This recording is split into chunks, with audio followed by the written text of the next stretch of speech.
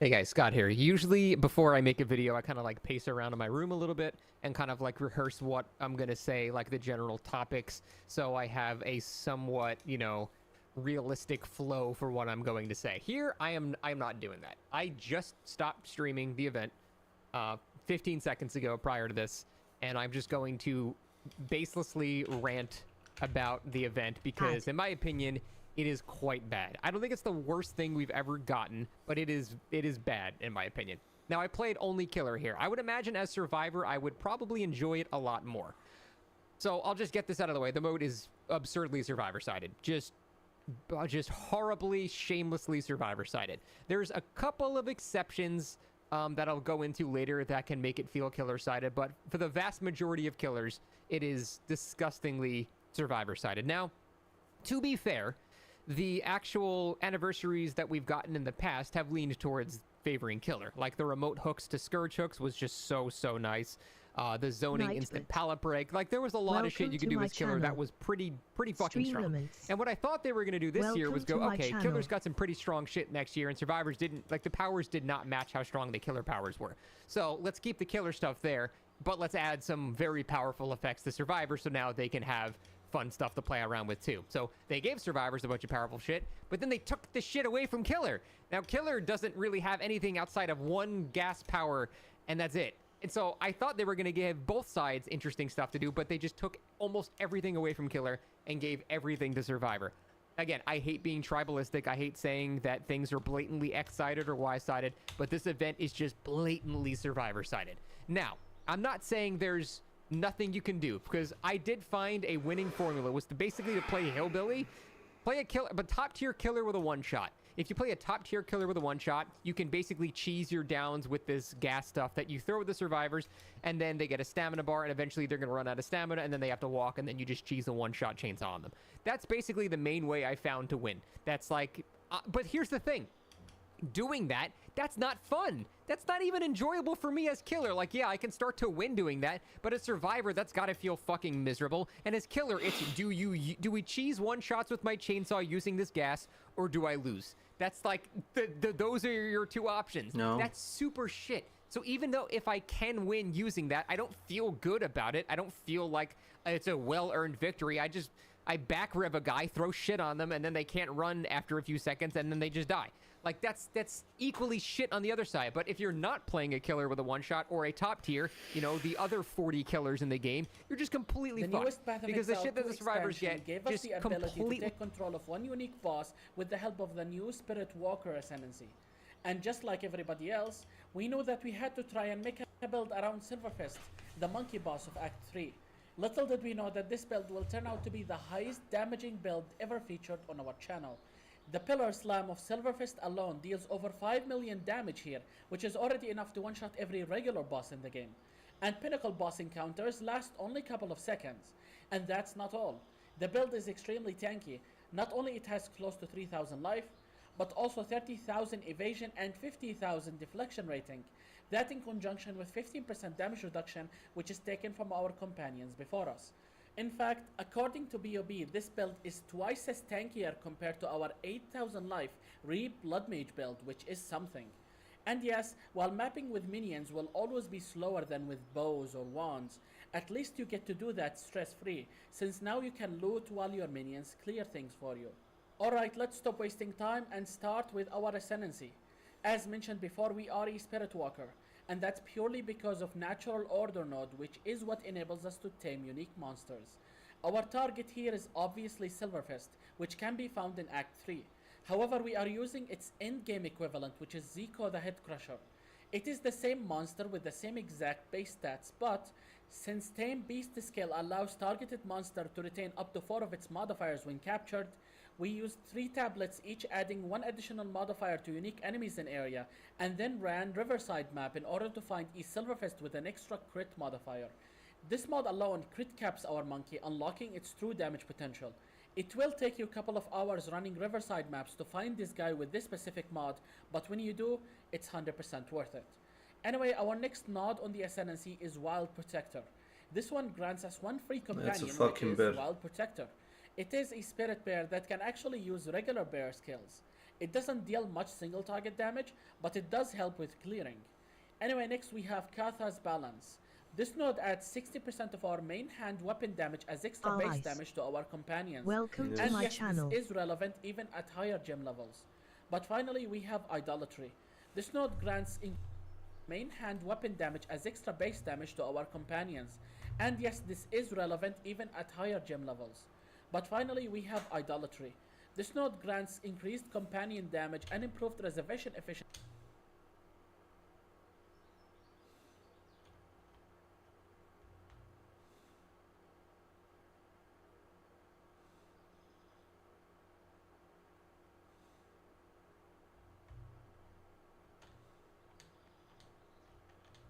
Of skills per socketed idol in your items.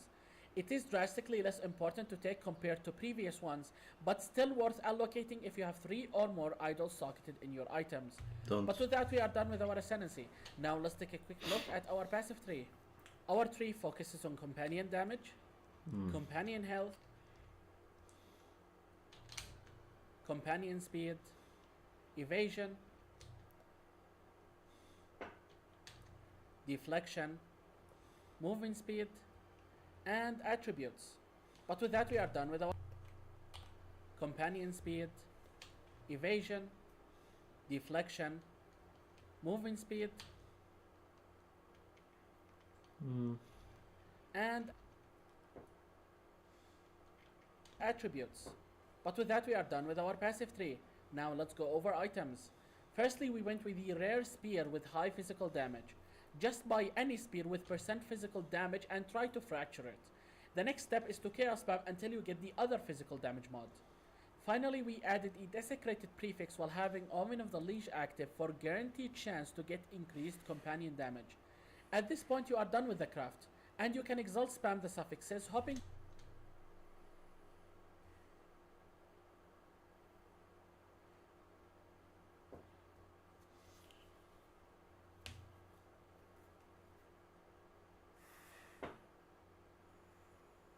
to hate stuff like attributes.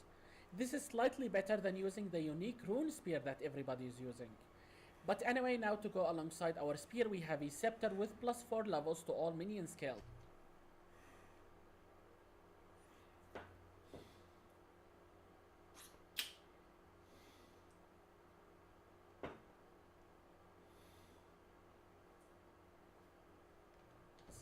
We also have nearby allies have increased attack speed, nearby allies deal increased damage, and at least 45% increased spirit roll. The base of this scepter doesn't matter, just get the cheapest one you can afford. But now moving on to our amulet, here we have +4 levels to all minion skills, double life roll, and the desecrated resistance mod.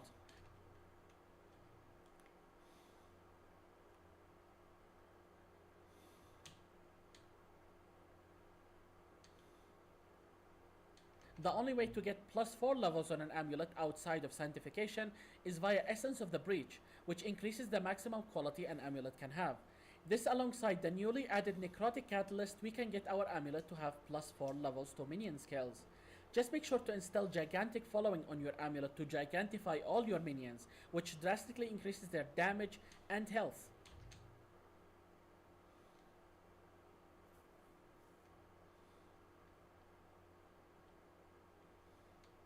But now moving on to our helmet, here we got a rare helm with +2 levels to all minion skills, life, evasion,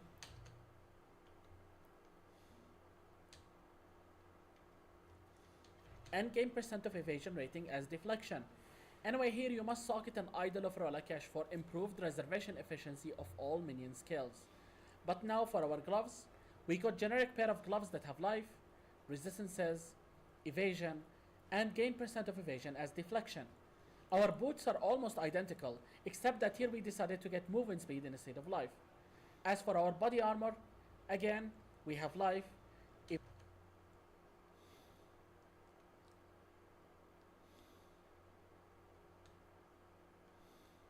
evasion, and gain % of evasion as deflection. But now for our rings, we went with a generic ring that has life, attributes, and resistances. I felt that we already have too much damage to invest into an expensive ring with minion damage modifiers. But finally, now for belt, here we got generic belt with life and resistances.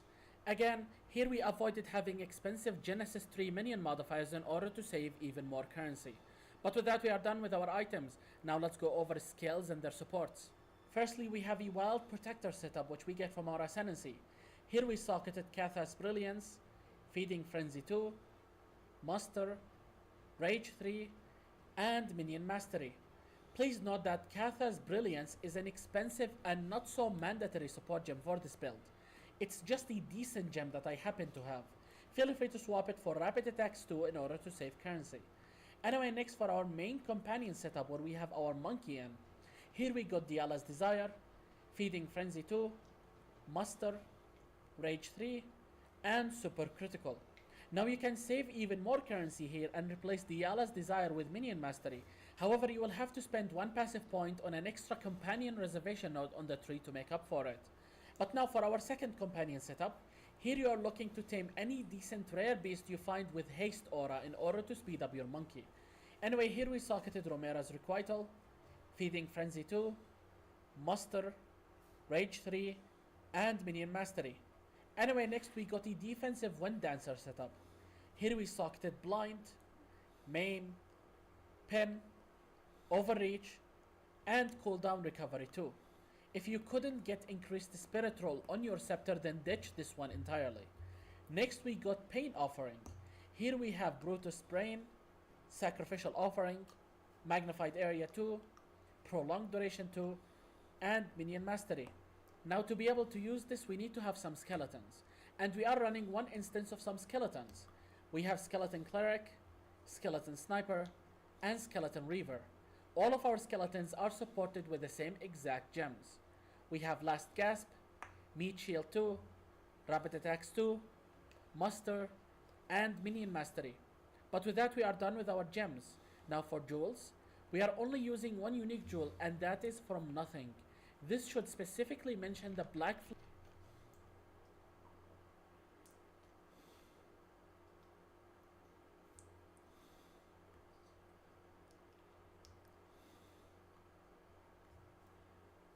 Flame Covenant Keystone. It will allow us to allocate many useful nodes within its range. One such node is Mending,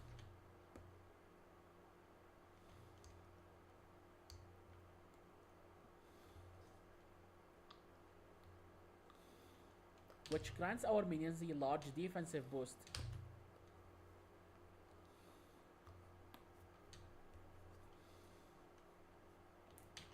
It's important because it allows our minions to regenerate 3% of their maximum life per second.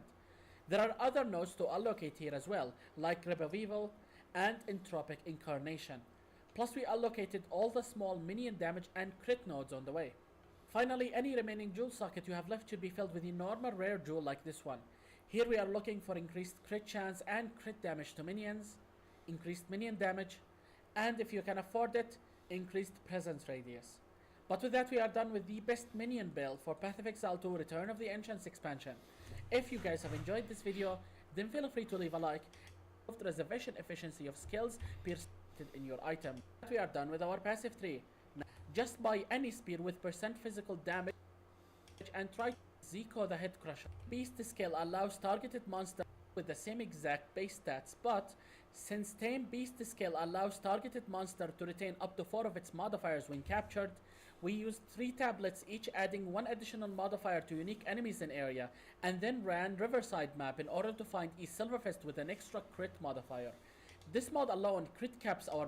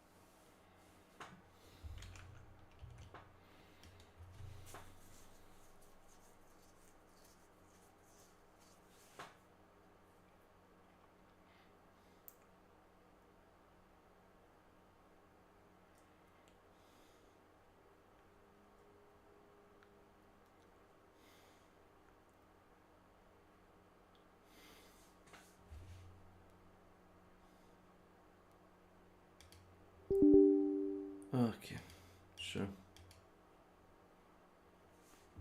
Let's restart the PC.